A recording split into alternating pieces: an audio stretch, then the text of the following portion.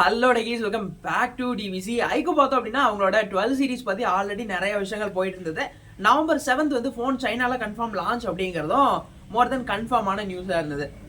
But என்ன பிரச்சனை அப்படின்னா இந்த வருஷம் மோஸ்ட்டாக ஃப்ளாக்ஷிப்பில் லான்ச் ஆகக்கூடிய எல்லா ஸ்மார்ட் ஃபோன்லையும் ஒரே ப்ராசர் தான். ஸ்னாப்ட்ராகனோட 8th and 3rd generation. One plus பக்கம் போனாலும் சரி, ரியல்மி பக்கம் போனாலும் சரி, சாம்சங்கோட ஃப்ளாக்ஷிப் சீரிஸ் ஆனாலும் சரி, எல்லாத்துலேயுமே இதான் கொடுக்குறாங்க.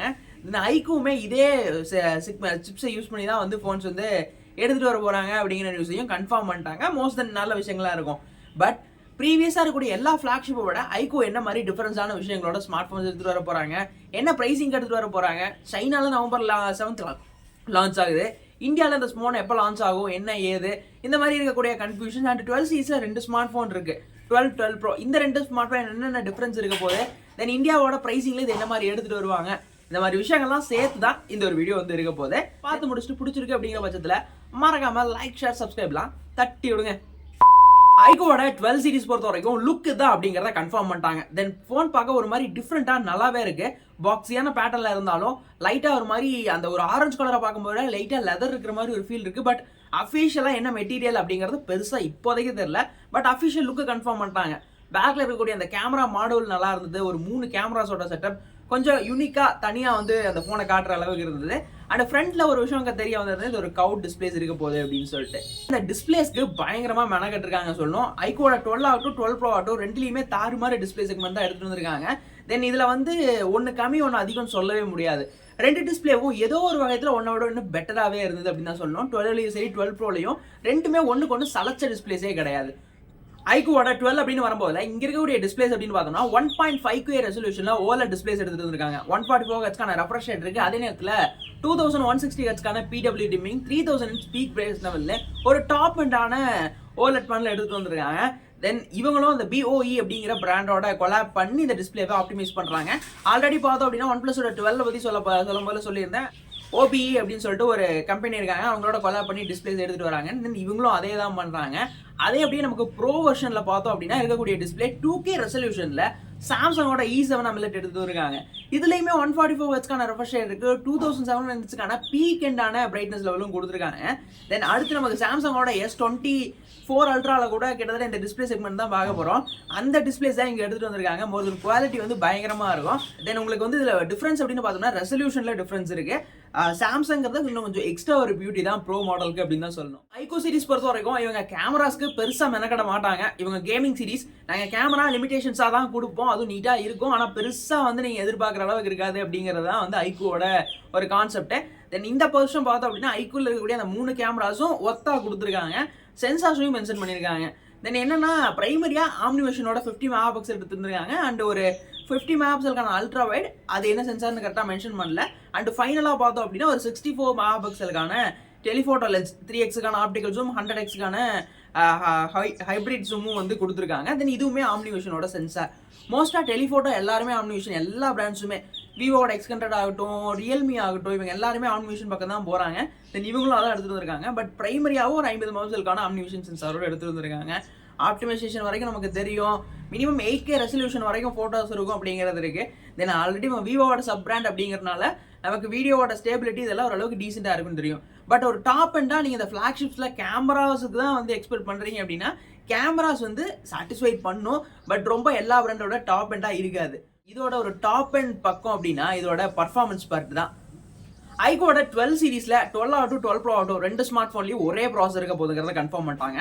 ஸ்னாப்ட்ராகனோட 8th and 3rd ஜென்ரேஷன்.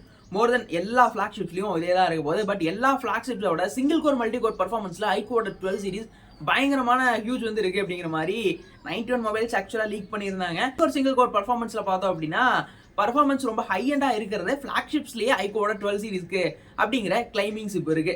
அது வரைக்கும் பார்த்தோம் அப்படின்னா கேமிங்க்கு ஒரு தாறுமாறான எக்ஸ்பீரியன்ஸ் கிடைக்கும் அப்படிங்கிறத நம்ம புரிஞ்சுக்க முடியுது.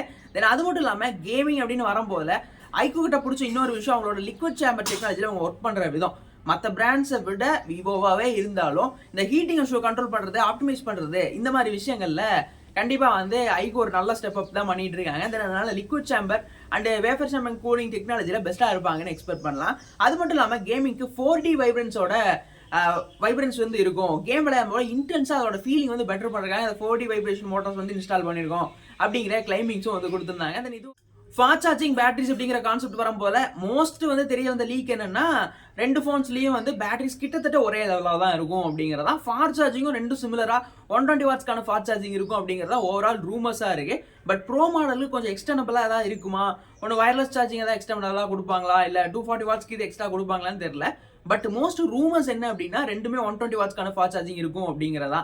அது வந்து கொஞ்சம் கன்ஃபார்ம்ட் ஆகாத ஒரு நியூஸா இருந்தது.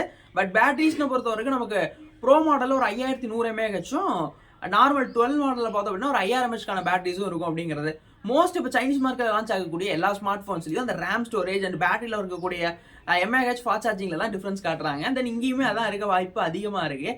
அதே மாதிரி இந்த ரேம் அண்ட் ஸ்டோரேஜ் அப்படிங்கிற கான்செப்ட்குள்ளே பார்த்தோம் அப்படின்னா பேஸ் வேரியன்ட் அப்படிங்கிறது ஓவரால் ஒரு 16 GB ரேம் 512 GB ஸ்டோரேஜ் இருக்கிற மாதிரியான பேஸ் மாடல் இருக்கும். அதாவது iQOO 12ல் 12 ப்ரோவில் 24 GB ரேம் இருக்க பாசிபிலிட்டிஸ் ஜாஸ்தி. ஏன் அப்படின்னா இன்னைக்கு மோஸ்ட் சைனீஸ் மார்க்கெட் அந்த மாதிரி தான் வந்து கவர் பண்ணிட்டு இருக்காங்க. அப்படி வரதுக்கு வாய்ப்பு இருக்கு. அப்படி இல்லை அப்படின்னா நமக்கு 16 GB ரேம் 1 TB வரைக்கும் ஸ்டோரேஜ் வந்து ஹை எண்ட் மாடலாக 12 ப்ரோலையும், அதே நேரத்தில் 12 GB ரேம் 512 GB ஸ்டோரேஜோட 12 மாடலும் நமக்கு இருக்கிறதுக்கு பாசிபிலிட்டிஸ் ஜாஸ்தி. மோஸ்ட் இந்தியன் ப்ரைஸ்க்கு எக்ஸ்பெக்ட் பண்ணுறது அப்படின்னு பொறுத்த வரைக்கும் சைனீஸ் மார்க்கெட்டை விட்டுருவோம், அதோட ப்ரைஸை பற்றி நமக்கு வேணாம். இந்தியாவில் லான்ச் ஆகுது அப்படிங்கிற பட்சத்தில் எக்ஸ்பெக்டட் ப்ரைஸ் அப்படின்னு பார்க்கும்போது iQOO 12ல் நமக்கு ஒரு 45 to 50,000. ஏன்னா ஆல்ரெடி ரியல்மி வந்து அந்த டார்கெட்டை கான்செப்ட் பண்ணி தான் ரியல்மியோட GT5 சீரிஸ் வந்து இருக்கு.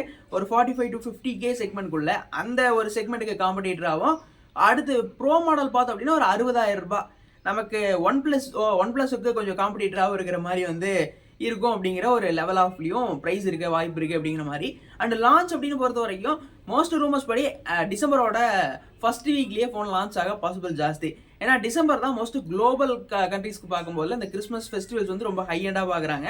இந்தியாஸ்க்கும் வந்து அது எப்போ லான்ச் ஆனாலும் ஃபெஸ்டிவல் தான், இந்தியாஸ்க்கு மோஸ்ட் அந்த ஒரு விஷயங்கள்லாம் கிடையாது. தென் இந்த டிசம்பரோட ஃபர்ஸ்ட் வீக்கில் வந்து ஃபோனை எக்ஸ்பெக்ட் பண்ணலாம் அப்படிங்கிற விஷயங்கள் தான். ஓவராலாக ஒன் பிளஸோட 12 பற்றி இருந்த நியூஸஸ் வந்து இவ்வளோ தான். அந்த டிஃப்ரென்ஸும் வந்து 12 ப்ரோக்கு இருக்கக்கூடிய டிஃப்ரென்ஸும் இதெல்லாமே இந்த ஒரு விஷயங்கள் தான். இந்த வீடியோ உங்களுக்கு பிடிச்சிருக்கா, எப்படி இருந்தது, இன்ஃபர்மேட்டிவாக இருந்ததா, என்ன ஏது அப்படிங்கிறத மறக்காம கமெண்ட்ஸில் வந்து சொல்லுங்கள். வீடியோ பிடிச்சிருக்கு அப்படிங்கிற பட்சத்தில் மறக்காம லைக், ஷேர், சப்ஸ்கிரைப்லாம் தட்டி விடுங்க.